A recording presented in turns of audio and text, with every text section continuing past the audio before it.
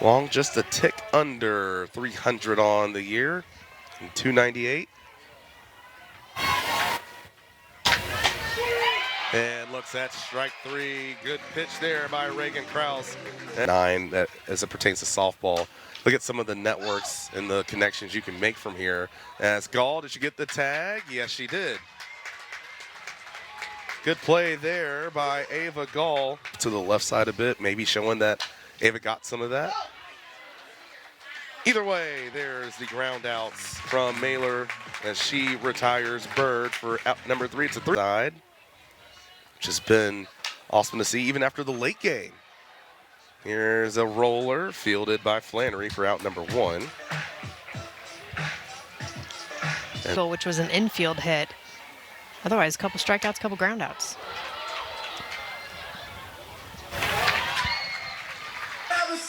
Welcoming in those of you who were watching the UCLA win over Arizona State, an 8-4 win.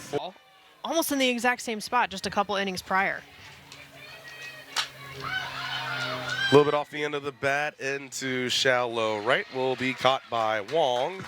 And there's out number 3. It was a ball. Swung on and missed. Got her. Took some off, went low and inside.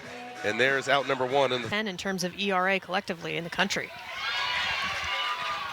Check swing. Luchard did not go. So she draws a walk. The dangerous speedster now for the Ducks on first base with one. In the box right now, had an awesome senior day, leaving the yard more than once against the rival Oregon State too a couple of weeks ago. And you just love to see that payoff happen for seniors and see people end their collegiate careers. Party's been in control. 0-1. Sky still going to stay on the infield and caught by Mailer. There's out number 2.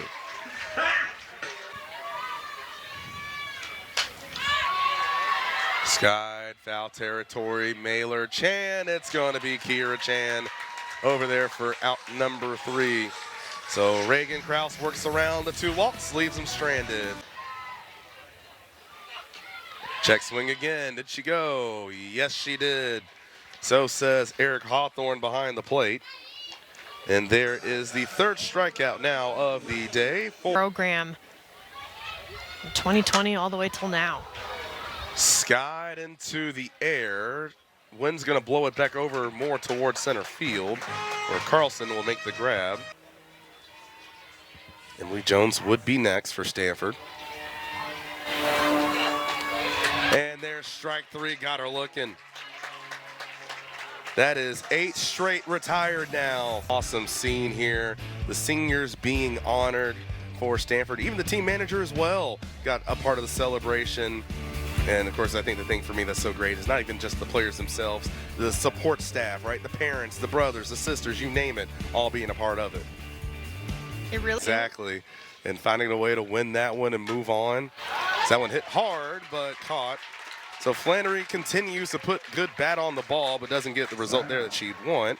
And there's out number 1. All the moments and experiences that they've gone through throughout these years, there's a reason why they don't flinch whenever they get behind early. There's the off-speed pitch from Reagan Krause. Once again, gets Wong swinging for out number 2. Oregon had a stretch there where they had 5 Pac-12 titles within a very short amount of time. Then you have a Tara McGowan, as you mentioned, Jordan, and she's still the director of player development, part of the program this year, just graduated. Melissa Lombardi was right there at the helm for a lot of that. There's an off-speed pitch, and it misses. So Bird will take the base, back-to-back walks. Runners, fire is always there, very competitive, but like you mentioned, it usually doesn't show it to the umpires, right, unless there's something that really does rub her the wrong way. From Sue-2. Swung on and missed. Nasri blows it by her. Of the staff members that work with Melissa Lombardi every single day. It's almost like Jackson Haslund, that's our producer. Did he talk to? She's in a rhythm today. That's something that she wasn't able to get into yesterday with those walks. Gall the other way, and it'll be caught on the edge of the warning track by Luchard. Probably the hardest hit ball we've seen from Stanford today. The start from yesterday and doing that so far and more. And Ashiro off the end of the bat takes a crazy spin. A good job reacting there by Flannery. And there is out number 3. So a quick up in Iowa City. I mean, the viewership that happened from the women's tournament, as that's going to drop. No! What a play, Taryn Kern! We'll see you on SportsCenter tonight. The championship broadcasts and some of the Final Four broadcasts that the women's March Madness tournament had being better and some of the highest rated basketball broadcasts, period, that ESPN has had.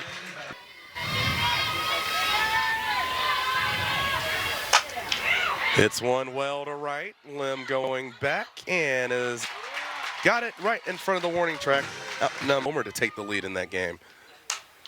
Chan.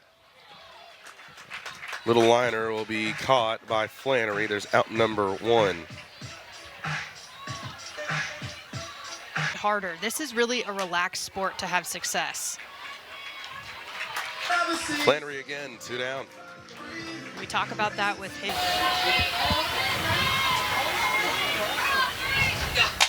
Hit well the other way. That is going to get down for a fair ball. Going to second, and now stopping, going back to first will be Koch, as Luchard does a good job hurrying it in. There is the first hit for Stanford since the first inning. Taylor. Hit to left center. And Carlson will call for it for out number 3. But 1 single for Stanford, but nothing else after that. We're done. Stay on their good side for their pitchers, too. Of course, you have some nasty stuff like that. You just might be okay anyway. There's another strikeout for Nigel Kennedy. Here's the payoff.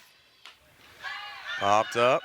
Nigel calling everybody off and makes the grab right in front of the line for out number 2.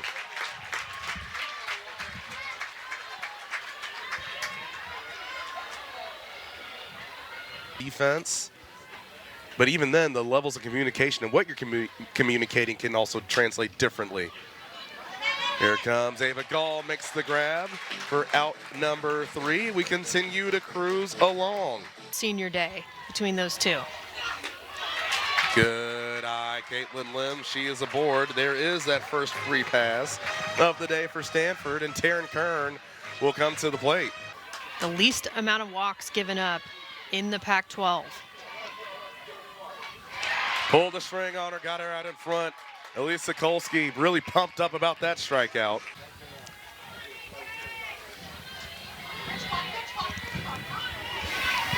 So 1-2 once again. Hit hard. Oh, what a play at first. Oh, my goodness. Alyssa Daniel, who said only third base could be the hot corner. Of course, the 2 in the top 10 being Stanford and UCLA, and RPI looking to host and be a top 8 seed. First pitch, Sky to center. Emily Jones barely had to move. I'm sure, and it's a new position for Ava Gall over at first base too. You know, 2 freshmen at the corners, 2 sophomores up the middle. Very young infield for this Stanford team. Off-speed pitch once again. Nizri Kennedy got her.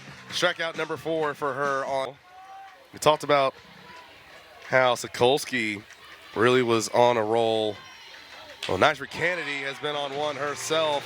2 straight strikeouts as she has retired. Now,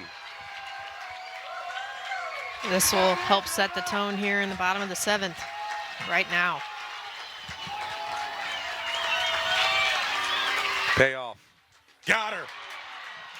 For Stanford. However, hosting the tournament, as you mentioned, Jordan, if they get a top 8 seed, they could host regionals and super regionals. It'd be 4 weekends in a row. Chopper waiting for it to Nikki, and there's that strong arm out number 2. Not sure if it's exactly that day, but philosophically it is.